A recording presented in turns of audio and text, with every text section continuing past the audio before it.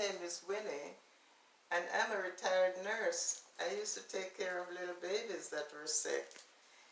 And now I'm going to read you a story about the Three Brothers by Carolyn Crowell.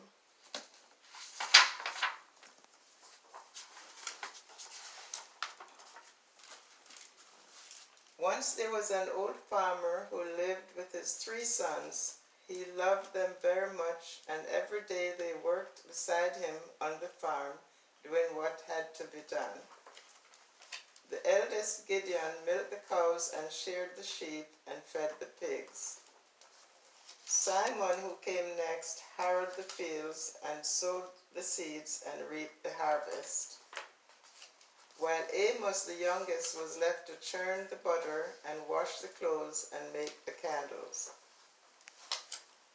But sometimes Amos longed to help Gideon milk the cows. No, no, you're too little to do this hard work. You will just get in my way, Gideon said. And sometimes Amos yearned to help Simon harrow the fields, but Simon told him, "Run along, Amos, you're too young and you will only get hurt.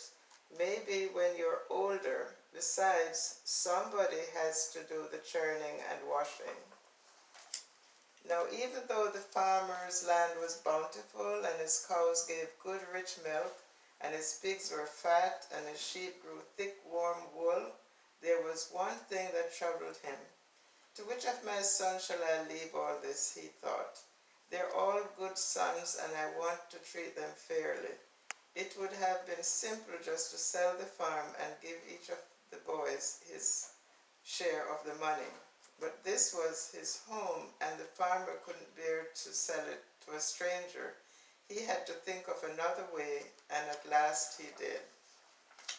One day the farmer said to his sons, "Here's what we'll do. First we will pick a day, then each of you will take a turn, and whoever can fill up the barn before the day is done will have the farm." "What shall we fill it up with?" Gideon asked. "Anything you please. This is up to you," said his father. "Is that fair enough?" "Yes, that is fair enough," said the three brothers. So each returned to his chores and thought about what he would do. In no time at all, Gideon had a plan. "I can't fail to win the farm now," he thought to himself. The second brother, Simon, also had a good idea. "The farm is as good as mine," he grinned. Meanwhile, Amos did his work and thought, but couldn't come up with a thing.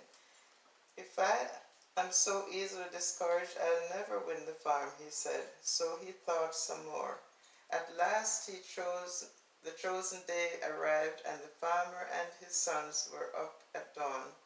Because Gideon was the oldest, they all agreed that he should go first, so he did.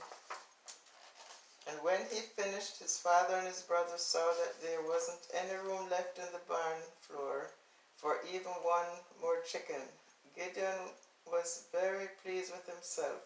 "Well, brother Simon, unless you can do better than this, the farm is all mine," he boasted.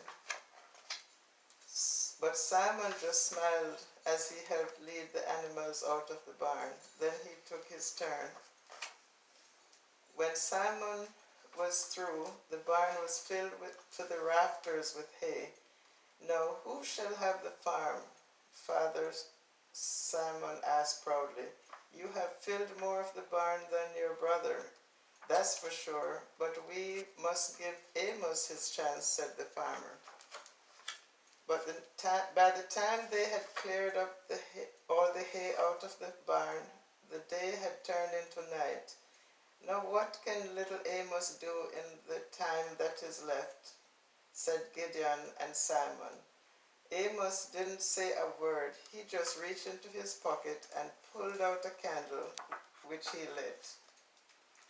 At once the barn was filled with light, past the beams and rafters, all the way to the roof and out the windows and doors. His father and brothers were astonished. "Wonderful," they cried. "There is no doubt about it. Amos, the farm is yours." But Amos said, I don't want to live in the farm by myself.